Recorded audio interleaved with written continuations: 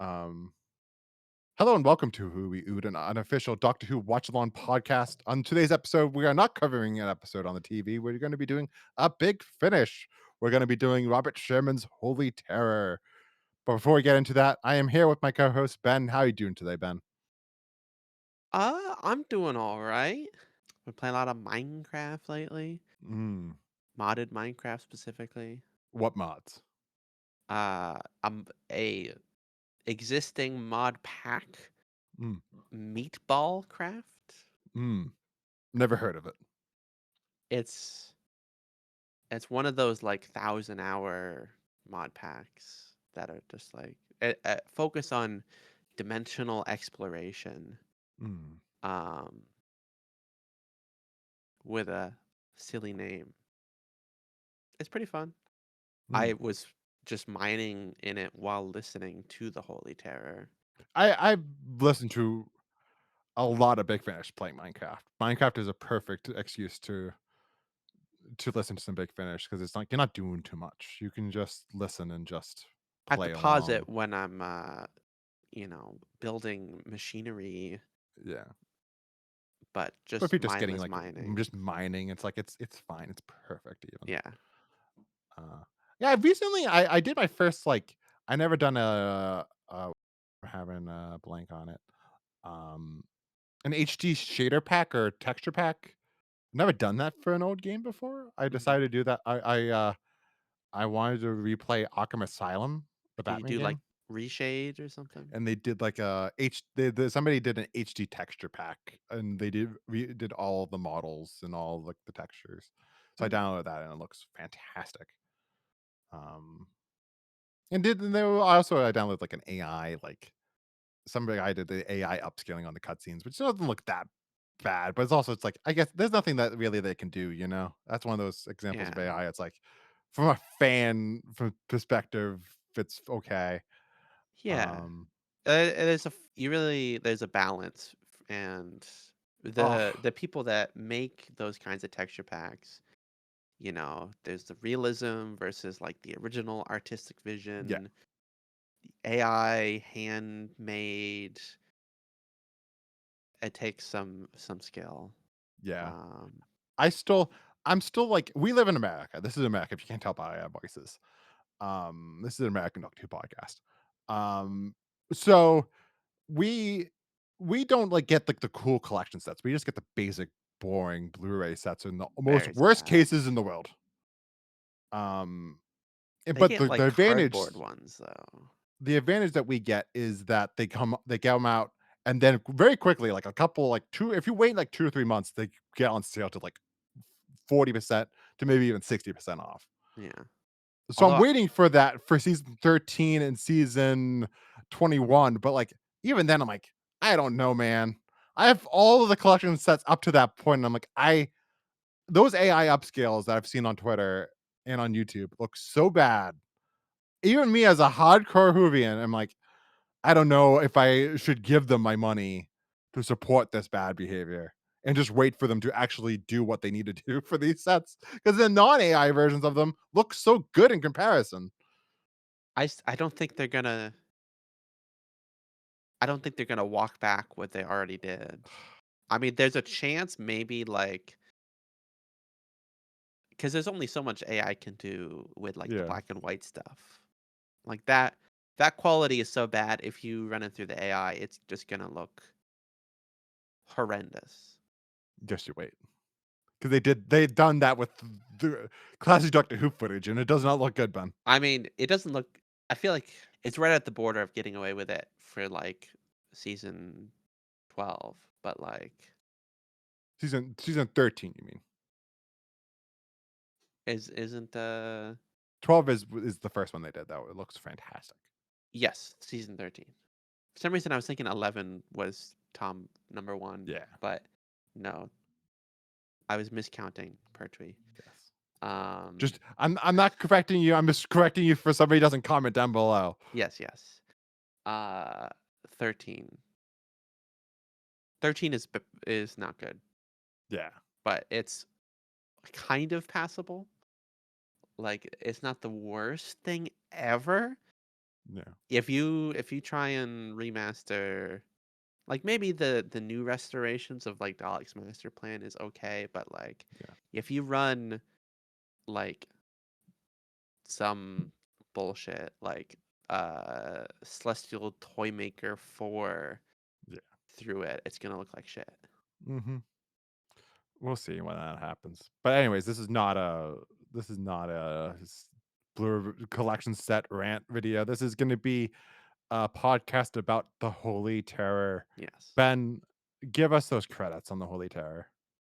So this is the 14th installment in the monthly adventures, released November 20th, 2000. Before I was both of us, I think. Or were you are you I was 2000 born. baby? Yes, I am, but I was born 8 days after this. You can now DOS me. Dox me, I mean, whatever the fuck. I'm Ugh. '01, so I Yeah. I was probably not even conceived yet. Wow. Um This was written by Robert Sherman, Sherman, the who goat. I can just say it, Ben. I know them to heart. He did Jubilee after this. He did Chimes of Midnight. Garrett Chimes of Midnight probably being the big one. That's the one that everyone loves. In Shurtsko, I'm probably butchering that. Nobody knows really know how to pronounce that one. Um, and then of course the big one is that for the TV show he did Dalek. And it hasn't really done much since for Doctor Who, except for recently he did the novelizations for Dalek, Chimes of Midnight, and Jubilee. Which I still need to read those Chimes of Midnight and Jubilee. I love the Dalek novelization, so I'm assuming those ones are great. I've Oh, started the Chimes one. The Chimes one is already like fantastic.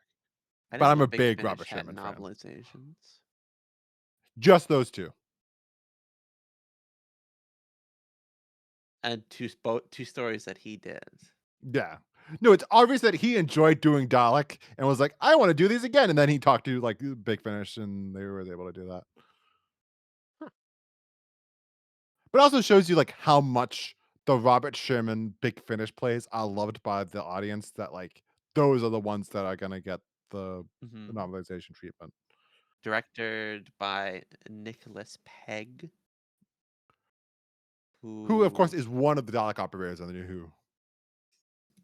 and then this was produced by Jason High Ellery. I'm definitely mispronouncing Yes. that. I think that is correct. And then Gary Russell. And Gary Russell. Who, like, Gary Russell, for context, Ben, at this point, he's kind of like the showrunner of classic, big, not classic, but just, he's the showrunner of Big Finish Doctor Who at this time. Oh yeah, he's a name that is familiar to even me.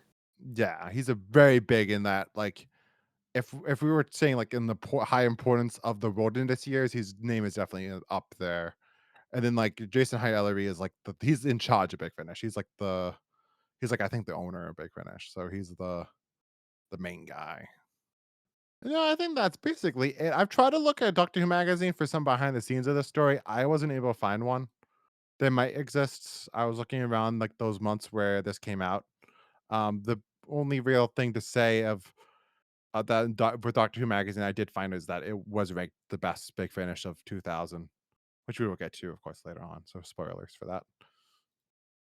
And like I try to do some stories about like try to because I wanted just to read like how Robert Sherman got the job.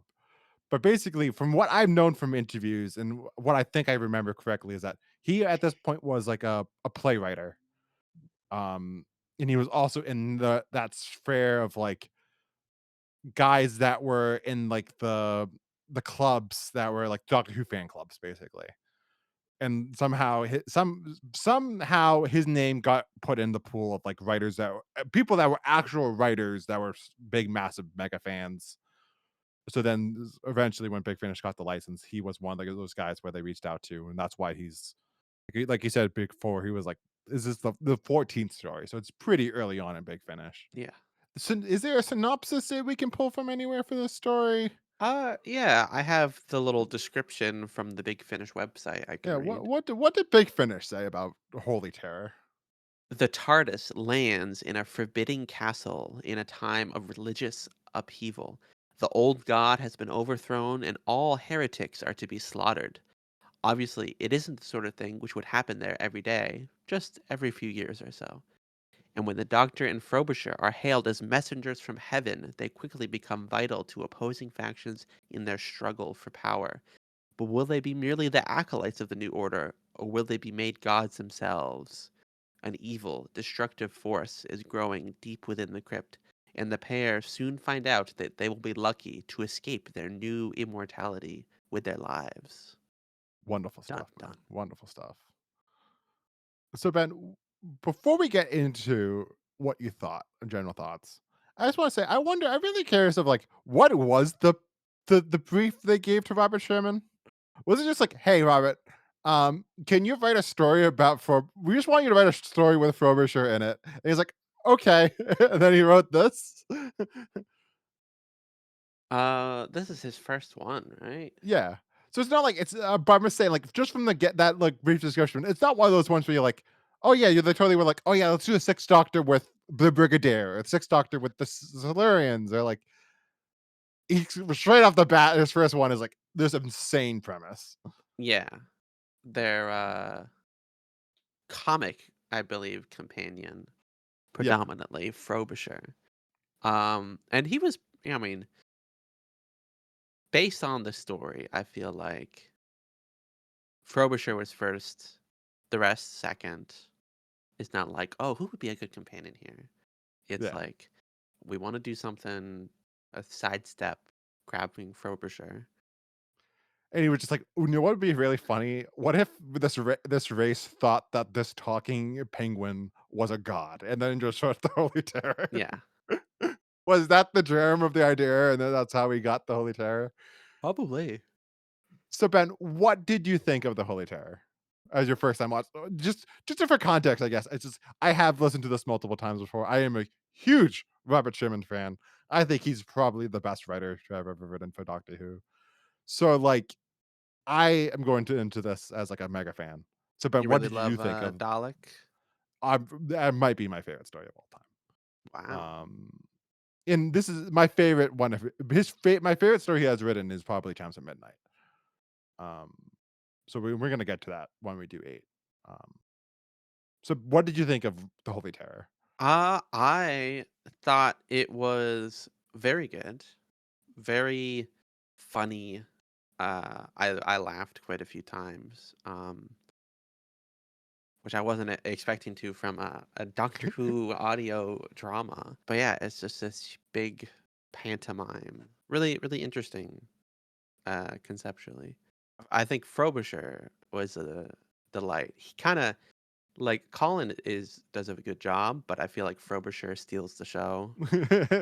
It's such a shame because this is the only story with the Sixth Doctor and Frobisher that's like a rail story. We have the Maltese Penguin, Yeah, which is kind of like a side story. It's not like a this is like a full on Doctor Who story. but yeah, Frobisher, uh, so fun. Yeah. I had a good time. What about you? Oh, I loved it. I loved this story to begin the first time I watched it. Well, not watched it, but listened to it. Um, Loved it like the second time. This I think is probably my third time listening to this. It's great. It's so funny. It is like not like a joke a minute, but it's pretty close to like he just constantly is just doing quips, which I find very funny that like one of the interviews that I have listened to, because like I said, I'm a big Robert Sherman mega fan. I just remember one of the interviews he was like, I remember as a kid, this is a quote from him. He's like, "As a kid, I would thought that Doctor Who should be serious," and I think it's really funny that later on he goes on to write a story that's just a lot of jokes. That's what Holy Yeah, Terror is a lot, which is very similar to like New Who, where a lot of New Who is just a lot of jokes, and this one, it's just it's a lot of it is just like a it's an excuse for him to write things to make you laugh. yeah. Like the most iconic thing about this episode, I would say, and will stick in everyone's mind who has listened to this is the whole crowd shouting, "I'll hear Frobisher! I'll hear the big giant talking bird!" It's hilarious that they see this talking penguin is like, this is now our god. And Frobisher, of course, with the not Long Island, but New York accent, like it's such a funny not counter, but it's such a funny like image in your head of like one of those images where only like audio can really do it justice because Yeah. it's so outlandish. No, Um, he's not a wouldn't be a good TV companion. how dare you? Like, this is what the Disney Doctor Who budget should have been spent on. Would have been a talking penguin. Should we have gotten Frobisher instead of Beep the Meep? Like, it would have been incredible. It's still incredible that we got Beat the Meat. Let's just say that. Like, thank you, Russell, for giving us Beat the Meat from live action. But like, Frobisher would have just been the icing on the cake. But I just this can turn into just a ramble of me just saying I love it. But like you said, Frobisher just steals the show. All the characters in this are just so vivid and iconic. Mhm. From the moment that, like, they enter, you just know exactly, like, "Okay, this is the character." Like, you don't need too much to say, it's just like, "Oh, yeah, the mom is just the worst mother in the world that just hates everything and is just You're pure not evil." evil enough. Yeah. And, like, the Pippin, the god that is will now become God is, like, just, like, this little wimp that doesn't wanna be God is it's hilarious. Yeah. But I'm just gonna go with every character, so let's start from, like, the Doctor, right? Let's Yeah. start from here and then work our way through the rest of the cast. Um, this is your first time listening to Six on Big Finish. Correct. Six, of course, is very different on Big Finish. What did you think of listening to him this time around after just coming off of watching him on TV for the past like 2 months? Yeah. I would say he's definitely way less abrasive. Not like a funny or kind doctor per se, but he's not like constantly berating his companion. I think him and Frobisher have a good dynamic. Most definitely. Yeah, I found him way more likable. Continuing from the shift post trial, Mm. a little bit softened. Yeah, I feel like what helps here is that like trial they did soften him, but I feel like he didn't get much to do in those trial episodes. Like a lot of those trial episodes were just so standard Doctor Who, where he was just playing the Doctor. Yeah. Here, he's given much more to do with his performance, as well as like I think that it helps that his voice has gone a little bit older. I think his voice coming a little bit older, he sounds a little bit more gentle, which I think does help the performance, just making you just feel like he is a little bit more less egotistical and much more like, oh, I want to go on a Big Finish Six. I would love to be his companion. TV Six, I would never want to be his companion. Yeah, it's definitely like that's what's the I think is the biggest thing about the Sixth Doctor and Big Finish is that like you want to travel with the guy. Where the TV, you never really, even with Trial, you never really get this that point. Yeah. But no, he's so good, and especially those moments where he is talking with Frobisher, and then as well as in the he does the it showcases that like that at the end of the day, John Nathan Turner doesn't know how to cast doctors. Just because Colin, at the end of the day, like when you listen to the story, he has that Tom Baker thing where he can get really funny, but and can take himself unseriously in moments of the story. And then there's moments where he is much more serious, just like how Tom is. At the end of the story, he has to be very serious throughout the whole thing because he knows the stakes of everything. He's the one that knows everything, what's going Oh yeah. on, where nobody else, including Frobisher, has no idea what's going on. Yeah, he's definitely we'll talk about it next episode. A well cast but poorly written doctor, and Yeah. this I'm sure it is semi perhaps representative of the rest of his tenure on Big Finish is fixing Did that you check problem. out Marion Conspiracy, by the way? I did not get around to Yeah. it, but I'm definitely am interested in exploring more of him on Big Finish. Yeah. Evelyn, on your recommendation, I'll definitely check out. I'll probably even see what him and Perry here are like. Yeah. Um, there's a part of me that wants to wait so I can start with Sirens of Time because that's his first Big Finish. But I need to watch Seven first. Yeah. But I might just start with whatever the next one is. I Which think it's Marion Conspiracy, but it could be one the one with no, it's a Perry. Perry one first, I believe. Whispers of Terror, Mm, and then Marriage Conspiracy. yeah. But yeah, it's such a great thing that Colin got that, because it would have been a shame if Colin never got that. That thing that he could prove to at least the fan base that, like, "No, I can do this." Yeah. And then Frobisher, do you are you considering reading the comics to get more Frobisher after this? I mean, yeah. I keep looking on eBay because I wanna get the graphic novels. Mm. Um, Did they do that for the Sixth Doctor ones? they did it for all of them. The problem is Really? Wow. they're all out of print. Oh. So it's like, I can spend $60 and get one with a fucked up cover, Mm. or I can just find them online. Yeah. I have the complete 5th Doctor, Doctor Who magazine, which I got for like $12 at my Mm. comic book store, and I'm hoping I can find sixes in a convenient way like that because I don't want to spend Yeah. $60 for a Did you really look at the damaged history on copy. eBay to see if maybe on the history, if that's just like a right now, and maybe like, don't look it up now, Ben. This is gonna you're gonna waste like fucking 10 minutes on it.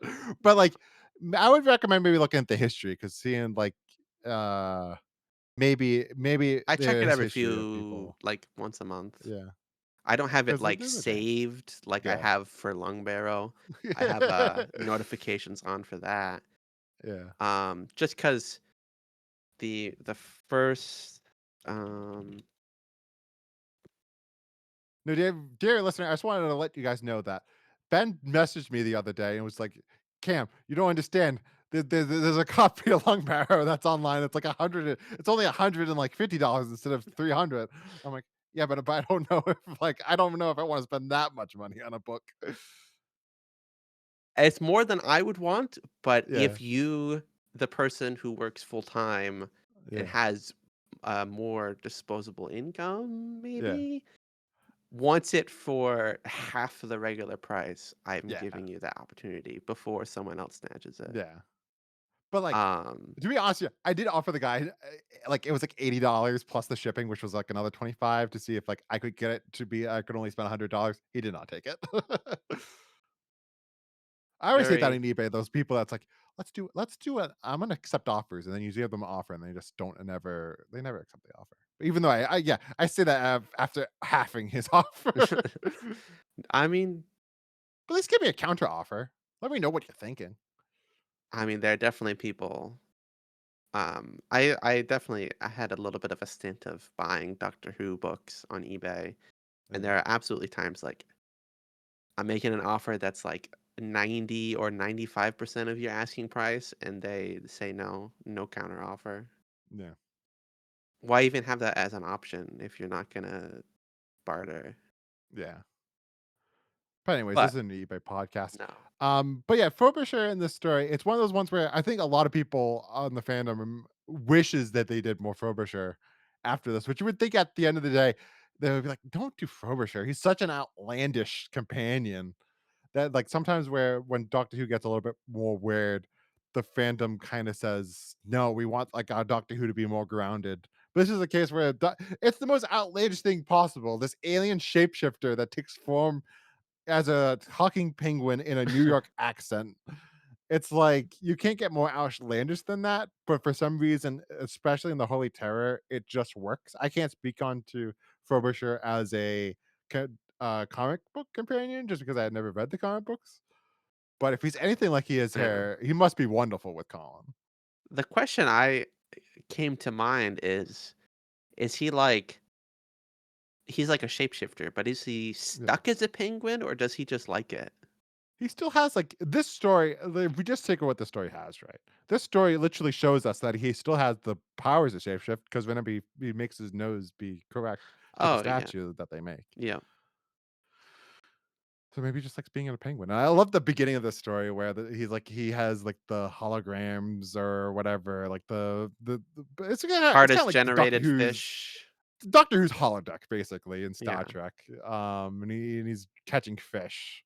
I find that to be very funny. Of course, of course, it has the meta aspects of that fish comes back later on that he kills that fish as well as then all the people dying. Spoilers for this on all the The deaths of the fish fictional comes back? characters. Yeah, because like they mention it that like the people that die this episode is no different than the computerized fish that he killed. Yeah.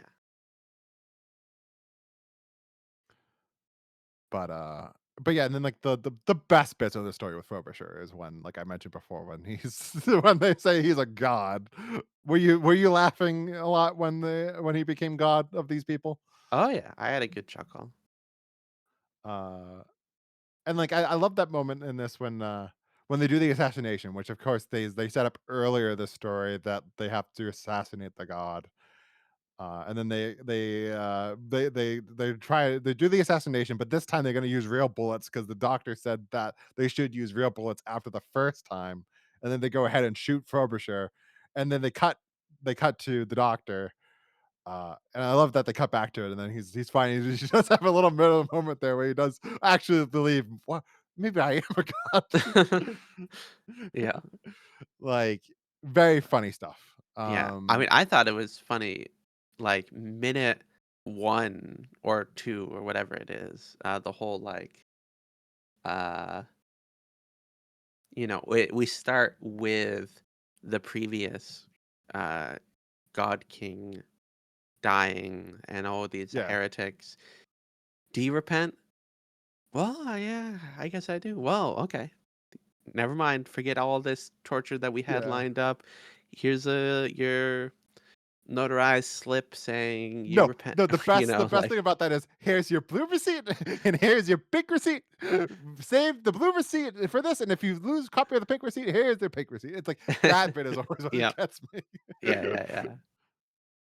Um, and of course, that's what the whole so much about the Holy Terror is at the end of the day is It's all about about, like, tradition yeah, and procedure religion and and procedures, yeah. Um, as well as the rewriting of history as well, because we have that character of Eugene that is like this cleric, not cleric, but like this scribe. historian scribe that like does is doing all of the history of this, or at least that's what we think he's doing. Um, and it's very interesting how like the story is also about the rewriting of history, because like there's those moments in that first part where he's like writing down the events of like, oh, like there's a act of God, and the act of God is like, of the like, is this your card?" And it's like, oh my god, Yes. the act of God. And then like he's like, later on it's just gonna be like there's a hurricane or some shit. I forget what it was, but it's like, he's gonna exaggerate Earthquake, I the think it all of was. these stories. And like there's also that history aspect to this of like, well, like, is that what happened? Is the history book actually real? Of like, how much of our history books are just exaggerated stories of these scribes? It's so interesting, and that's what's so much about this story is the all the meta aspects to it, which is what Robert Sherman brings to Holy Terror. I really think that Robert Sherman is a postmodern, like capital letters postmodern writer. Very much similar to, I would say, Charlie Kaufman in that respect. Where Charlie Kaufman, I watch his movies, and I'm really like, he's a postmodern screenwriter. Yeah. I feel very similar to Robert Sherman, where like you not watch, but you listen to the story, and just like it's very meta. It's very much playing with the form of the story, as well as the if just every detail has some reference to something else, and it's all I love it so much. Is his other If you work don't know if I, what? is his other work like that, or is this unique to the Holy Terror? I'm Oh, sure his it's other not work literally is pantomime and stuff, but, like, yeah. Oh no, all of his work is like this, and his books are postmodern. and his books are like this. I would imagine. I still have to read his short stories and his plays. I have like his book of his short stories and a book of his plays. Um, but no, and then Dalek itself, his Doctor Who story is very meta, but it's not really meta when you look at it from the get go. But when you analyze more into it, you can see the meta-ness aspect of it. Um, but I would say mostly the next Jubilee being the other Six Doctor story he wrote is another one that's very meta. But that one's very much about Daleks being fascists. And he really uses the meta aspect of them being fascists, and how we have fascism today and how the Daleks represent fascism. It's I don't want to spoil too much, of course, for you because like you have to watch it, but like listen to it, and we're gonna cover it at some point. But like Yeah. it's he's just that type of writer. Um, I just thought that should be noted. Um, because of course, like do you guys get into it, right?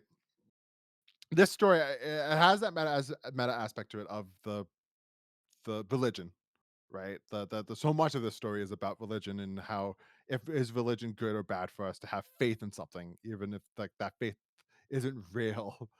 And throughout, of course, throughout history, there's been so many religions that we now view as like that wasn't real, but like the traditions of those people was that for the better good, you know. Um, as well as like then like and like a lot of the stories about traditions of like these people are just like, well, we had to do it because this is what the traditions dictate. And I think there's also something really British to that because like Mm. British, there's of course speaking from an American standpoint, but like in my American standpoint, the British culture is very much relied on the tradition and this is what my father did and this is what my grandfather did, so now I we have to do this. They still eat like the war's going on. Stewed eels. Mhm. Yeah, and then like at the end of the story, a lot of it's about the meta aspects of just Doctor Who itself, Yeah. and the killing of fictional characters, which is of course something that it's so baked into just Doctor Who as a cult as a concept of Doctor Who has a lot of death in it. Like the Doctor Who is like more than even Star Trek and Star Wars, because Doctor Who every week you have that reset, so you have the opportunity for a lot of Doctor Who stories where you can get introduced to a lot of these characters and they can just die. And that Yeah. has happened so much in Doctor Who where like, oh yeah, all the characters die, including this story where all the characters die. Um and like of course that whole speech at the end is all about the meta aspects of like the doctor literally basically it's just the doctor staying to the audience like, all right, we kind of like go to all these places and we're kind of like these gods to these people and they like die and like their deaths what do they mean and like it's really clever Yeah. stuff and it's very clever for it's kind of too clever for something like Doctor Who. um and it's one of those things where like you only really can get something like this when it's Doctor Who is at a state where it's at this particular moment where it is for the hardcore fans. This isn't for your mom on a Saturday afternoon drinking their cup of tea. This is for this 20 something year old who has watched Doctor Who their whole life and can't get over this show that they probably should have outgrown and is picked up the CD and is listening to this story. And I think it's it's a shame that Doctor Who probably will never do anything like this again. Anything is that rampant. Just to say. Mhm. Anything to say out of what I just said? Uh, no. Because I know, like for you, Yeah. I didn't get all this for the first time viewing it because you were just viewing it as like a traditional Doctor Who episode. Yeah. But I that mean, second or third time you listen to it, you're like, wow, I see so much of what Robert Sherman is doing here. yeah. Oh, yeah, I bet. Having the full picture going into it, I might pick up on more. Like, I thought this was just like in the land of fiction Yeah, for most of this. Like, is Tacitus a whatever the main villain was in the Mind Robber? yeah, I know who you're talking about, but I forget their name. You know me, I'm terrible with names. In the Mind Robber, it's the Master, but it's not Time Lord Master. Yeah. It's a guy who's called the Master. Hmm. Um, who's like writing the stories. And there's a similar what I thought was a similar thing going You on. could definitely tell that Mind Robber was probably an influence on this story, Oh, absolutely. as well as like there's some bits here that's kind of reminiscent of some of those like those 70s kinda historical, but kinda future stories like, the why am I having a blank? The Reboss Operation or like like a lot of I would say season 16 stories where it's like like why am I having a blank on like the Reboss Operation and the what's the one that's like what's the one where K9 is on the boat? Oh, Androids of Tara? Yeah, Andrew Zatara. It's like some stuff like that where this is kind of similar for where it's like it's a historical, but it's set in it's a historical setting, but also it is a kind of a science fiction setting. Because like this is an Earth, right? Yeah. But yeah, let's go back to some of the characters there after I just went on Okay. that rant of like the you have Eugene Tacitus, who's kind of like Tacitus. Yeah. this Tacitus. Sorry, I always butcher last names. Okay. Uh, but he's kind of like our you don't get this from the onset, but he's kind of is the main character of the side characters. This story, he is that first character that we are introduced to. I believe he is the first one that is the saying that like, oh, actually, I will not believe in that god. I'll believe in this new god. But what did you think of Eugene? This story, Ben? Uh, Interesting. Kind of latch on to Pepin more, and then uh Tacitus kind of sneaks up on you as actually being the most important character here. Yeah, Um, Thought, towards the end there, as the child is revealed and the reality of the world um is made apparent. I love the Sam Kelly's performance as him. He's such like a this like he sounds like he is like in these robes and is this old man that's just like Oh yeah, who's just good performance. like I love his performance this whole story. He sounds like this I just said that, but like I believe that he is this historian and that he cares deeply about like writing down the history, even though the history's not real. Mm.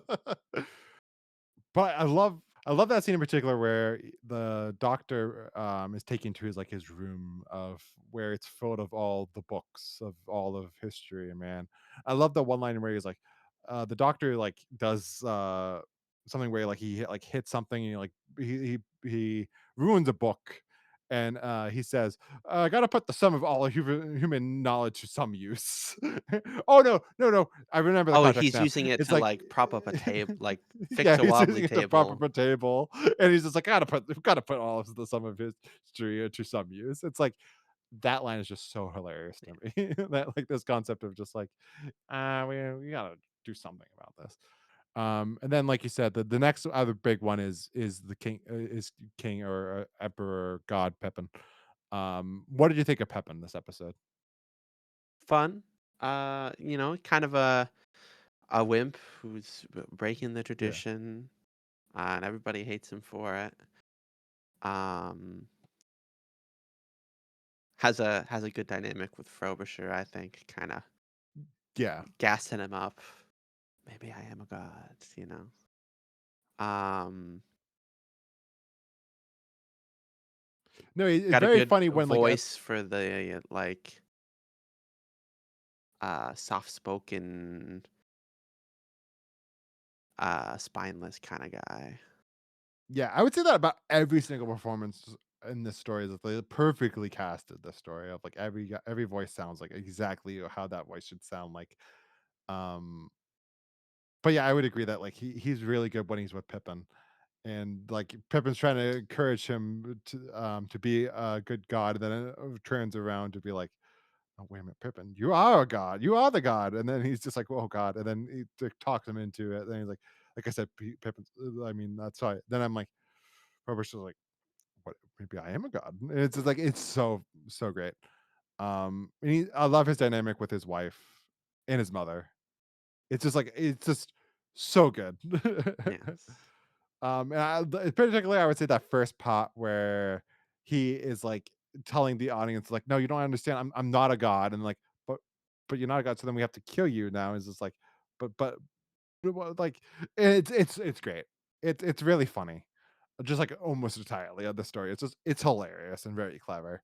Absolutely. Thank you and have a good rest of your day, everyone. But like, um, and like I said previously, the mother character is another one that's a highlight the story of just starts off right from the beginning that she's just evil mother that's just the worst mother you could possibly imagine that just hates her husband, hates her children, hates Yes. everyone that's around her. Just this His empress that just her bastard child is not evil enough, and her legit child is not good enough. the bastard child that is literally having this what he thinks is his godchild that's gonna be evil.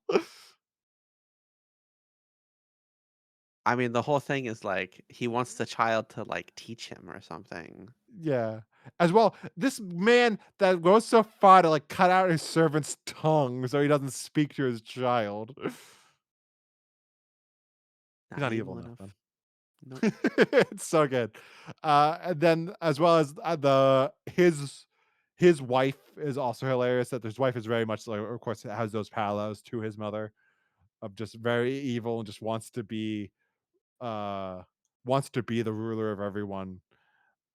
He does not love Pippin, and it's very funny when she's going and saying like, "What if I fuck over Pippin and stole your empress?" And to the point of like, I love the way that character ends with the god baby like murdering her into being like an basically unalives her in reverse order. It's like horrific if you think about like like the picturing it would be like awful. But the child though, the Yeah, baby, the child. or I guess he's Yeah, not a baby, he's a child. For some reason, I yeah. in The my voices are very much like a baby. yeah, I think he. I guess he's supposed to be a 5-year-old, but in my mind's eye, I was kind of picturing like a floating, you know, mutated large head Yeah. baby, Ben, I psychic just want to baby. say this is a Mandela effect of like I was thinking the same exact thing. I think that's part of the problem with the voice. Of all the voices are perfect the story, except for I would say maybe that one. It's still a really haunting, creepy voice that the voice actor Yeah. does a good job, but it does more give off of a evil baby vibe instead of an evil toddler vibes. Yes. And like I love the moments where he's just like kill, death. It's just like this most evil like child impossible. Yes.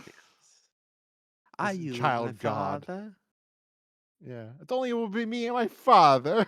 Like such good stuff. And Childrick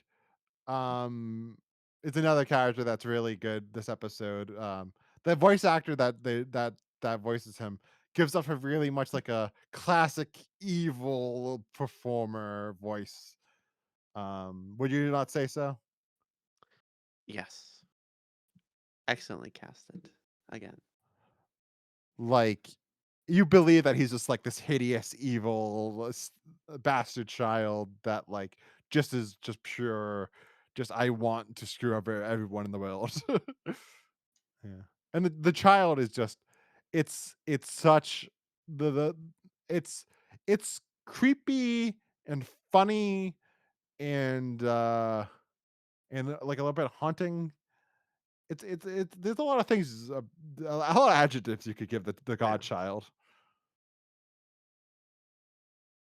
But also one of those things where, again, I don't know how much you could do that in the show. It's definitely much more of an audio idea where you can this whole story is an audio, uses the advantage of audio so well that, like, you can really just picture these big worlds and these big these characters that they inhabit that, like, this would not look good in TV of in the '90s or the '80s. No.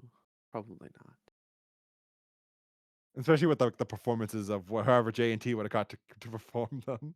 Probably would have still got a good mother evil mother, though. I'm Yeah, looking forward to more 6 in Big Finish though for sure. yeah. Are you looking forward to more Robert Sherman stuff?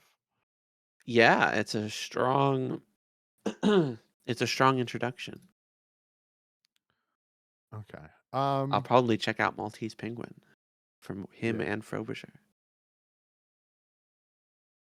But yeah, it's so good. I don't think this conversation is giving it how much I really love it justice, just because it's like there's so much here that's just that it's hard to put into words, just because it's like a lot of it is just vibes, and a lot of it is just like it's hard to say. It's just like it's very funny and clever, but it is very funny and clever when you are listening to it.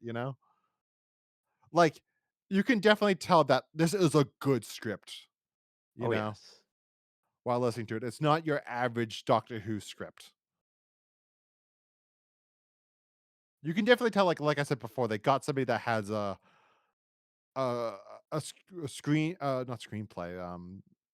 What is it called in theater? But like he has, you can definitely tell that Robert Sherman has a theater background as a writer. It's very theatrical and very big. It doesn't, and I think that's what also helps about it not having being limited in the audio sphere because he is this writer that can. He's used to being able to be free with that stuff. He's not like writing to a TV budget, where maybe some other writers would be doing that. So Ben, best and worst special effect. Oh wait a minute, we can't do that. How to improve Holy Terror? Um, I would say the only thing that I would say that I wish the meta aspects where I wish that maybe we got a little bit more of, and I think it's kind of throughout in the story, but it's kind of tacked on at the end of like it's really heavy in part four. It's the father and son dynamic thing where it's Yeah. like the themes of the father and son are really much more apparent in that final part where we are talking about Pippin and his father, as well as the Eugene and the god baby and him killing the god baby. It's like I wish the themes of father and son was much more throughout the story. So then that payoff at the end was maybe more satisfying. Where here it's like it still works, but it's not like this whole story you're like thinking about Yeah. fathers and sons. It's kind of more just comes out at the end. Cliffhangers? Cliffhangers, man. One. And what great cliffhangers. Before you even get into them, there's so many great cliffhangers this story. But Oh, go yeah. ahead, man. First one is a guard comes in to shoot Pepin and prove his divinity. Which I think it's a good first pot cliffhanger. You don't want to go too big on that first pot. Yes. And then two, Pepin and Frobisher come out of the TARDIS. Pepin and Frobisher come out of the TARDIS, and Pepin names Frobisher their new god. And then it's And all but hail more importantly, Frobisher, talking through everyone in words. the whole everyone in the whole crowd is going, "Oh, hail Frobisher! Oh, hail the big talking giant bird!" It's Yes. fantastic. Also, just for a side note, I know we're in the middle of cliffhangers, but I just want to mention it. I did want to write down. I wrote down in my notes. I do love what interaction when the Doctor and Frobisher first come out of the TARDIS. There's the crowd interaction there of like, when the Doctor comes out, it's like, is it another bird? Nah, it's just a man, and the crowd just goes, "Oh." The crowd is so disappointed that's only one giant talking bird. And did you catch the post credits? No, you didn't do part 3. I know, Oh, but yeah, on yeah. a related note of big talking bird, Yeah.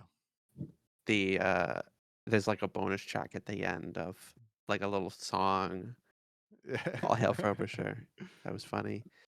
Yeah. Um and then three, uh the doctor has the child lower their voice and they sound just like Tacitus. And then it yells, "Who is the man who created God?" Yeah. But in the old man voice. Yes, yes, yes. Very strong. Mhm. Um, Best though, probably two. Oh, it has to be 2. That's the like, again, it's the most iconic thing of the Oh Holy yeah, Terror is them screaming Frobisher. I'll hear Frobisher. But also, let's make it clear. What's funny, I would say what's funny is not even this all hair Frobisher, it's all hair Frobisher, all hair the big talking giant bird. There's something so funny about them chanting that like sentence of we have to make sure everyone knows it's the giant talking bird that we're talking about, Yes. not somebody else. Well then, Cam, the question is, how would you rate the Holy Terror? I might just be fanboying out, but it's a 10. It's great. It's Really? there's no way I can say differently. It's great. I love it. It's one of my favorite things of all of Doctor Who. I'll give it a 9. So you think it's Very on great. par with Spare Parts? Two very different stories. Yeah, But I enjoy both of them immensely for different reasons. yeah. But definitely do understand why those 2 are considered to be 2 of the biggest, Oh yeah. best no, I shouldn't say 2 of the best starting Big Finish stories. Oh yeah. Those are definitely one that I would recommend. Does 7 have one of a similar caliber? I feel No, like sadly. when I look at a list of his early stories anyway, there isn't any that have like I see like being mentioned a lot on Reddit and stuff like that. Yeah. No, I think part of the problem is that when it comes to those other doctors, they're a little bit less explored when it comes to other media. Where with Seventh Doctor, a lot of those great stories that people talk about with Seven are the books, Yeah. because he's such a much more of a book doctor first. So people more talking about love and war. They're talking about the higher science. They're talking about lung barrow. They're not really much talking about the big finish, and especially like I said, I think one of the episodes we talked about, it could have been off air, where I did mention that a lot of the Seventh Doctor also has they're much more serialized, so you have to watch one and then another one, which makes it so it's harder to say like these Fill great in the big finish stories because gaps maybe or you can easily recommend anybody watch not watch, but anyone listen to Spare Parts or Holy Terror because you don't need any context for those stories. But for other, maybe some of the great Seventh Doctor Big Finish stories, you need to listen to multiple of them to really get the full story. But people really love Live 34. That's one that people love a lot. And I think there's like, I forget what it's called, but it's like Peace and War, Peace, Stop and Peace, or it's something along those lines of people really love that one. Or Duck and Cover. It's something like that. so join us next week for Wait a minute. the No, again, the at least give I think in the past you have given the time scales oh for the yeah. story. I guess to talk about polls, uh let's look at there's this fan website timescales. And Uh also, like I said previously, the year that it came out, it was ranked the number one story of that year for Big Finish, yeah. which again, for both of us, makes sense why this would be voted number one, even though we haven't listened to all of those all the 2000 releases for Big Finish. But you can definitely understand why this was rated so highly. Oh yeah. For reference, the timescales rates it an average of 9.2. Yeah. Which makes sense. Like 59% of people that rated in it said it was a 10, while Yeah. 20% said it was a 9. So it's like On majority of people yeah, think this is one of the best. on the website for the main range monthly adventures, it's the third top ratest, 9.2. Spare Parts is What's 2 9.1 at number 4. what's 2 and 1? 2 is Chimes of Midnight, 1 is A Death in the Yes. Family, which Yes. actually now that I Death in the say that is Family. one I have heard of. Yeah. But again, that's what I was talking about earlier, There's that you have to prereqs have to it though. Yeah. a lot of knowledge for that one to enjoy it. Because even I haven't listened to it. Because I know I need to listen to more Ethan Smythe ones, and I think that I have to listen to some Seven Stalker stories. Yeah. Then there's like just for fun. Number 5 is Davros. then Jubilee, then Master, which that's a 7. Yeah. Uh, Oh yeah, people really love Master. the One Doctor, Yeah. the Two Masters, and Protect and Survive round out the Protect top and Survive. 10. That's the one that I was like, what was the name of it? It's Protect and Survive. Yes, that is the one. Ace. Yeah. Join us next week for the retrospective and Yes. rankings of the Sixth Doctor, and then after that, the Seventh Doctor. Ben, how excited are you for the Seventh Doctor? I'm pretty excited. 7th is one that I know is not as much season 24, but the rest is another kind of golden era, is my Yeah. understanding, Yeah. where people really love Ace. They really love almost all of those stories. Yeah. I'm excited to see what you think of it because I really love that era, and I'm excited to fill up my gaps in that era because I have not watched all of them. Even though I there's a know couple stories there where I would say it's you one of haven't some of watched my favorite. 24. Have you seen all of 25 and 26? I have like a couple here and there that I haven't watched.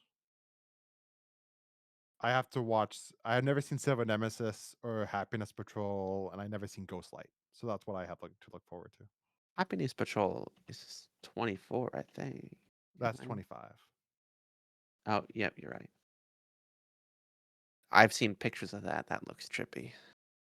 And But join us then, next week for the sorry, retrospective. no, I'm gonna ask you one more question, Ben. I think I Sure. already asked you this, but just to get a clear answer from you. Previously in the past, when we have done a doctor, because again, if you, this is the first time listening to it, or I always feel like we do a bad job to saying the pitch of this. But of course, you are going in order. So Yes. previously, when we've been going in order, in the past couple of times, since we didn't do the podcast, so 3, 4, 5, and 6. But in particular for 4 and 5, because those are doctors that actually alive to do Big Finish. You haven't gone down the Big Finish rabbit hole. Now that you have got a taste of Sixth Doctor, knowing Sixth Doctor has more things to explore that and the fans love some of those stories that you just were talking about. Do you think you're gonna see yourself going through them in the recent, in the recent, or do you think you're gonna wait a little bit and maybe return to it in Uh, a little while, or do you maybe think not you? Yeah, instantly, but definitely sooner than later. Unlike 3, 4, and 5, I don't feel like I'm sick of this guy. I just want to move on. Like I am yeah, very much looking forward to 7, but like we'll talk about it next week. If there was more 6 on TV, I wouldn't be upset. yeah. It's not. It's we're never gonna get that Tom Baker thing where like we're done Tom Baker for a year. We're like, oh God, come on, Tom. That was so Love you, but much. like after doing that much Doctor Who, it's like I don't think anybody should do that much Doctor Who. He definitely. What would it have looked like if he dipped after year 3, had just right at the height of things. I honestly don't know, dude. Like I don't know if Doctor Who will survive because it's like say what you would about the Graham Williams era, but it got big ratings. So it's like, Yeah. It's definitely more of a family show, which is probably yeah, great for them. Less fun for us, but still yeah, quality. yeah. Join us next week. Sixth Yes. Doctor retrospective, and then join us for the Seventh Doctor. With Time in the Ronnie. Oh boy. Oh God, more. The only thing that's good about that story is that it's like, thank God this is the end of Pip and Jane Baker. like, What a thank God. run. Have a good night, everyone. Peace out. Have a good rest of your day.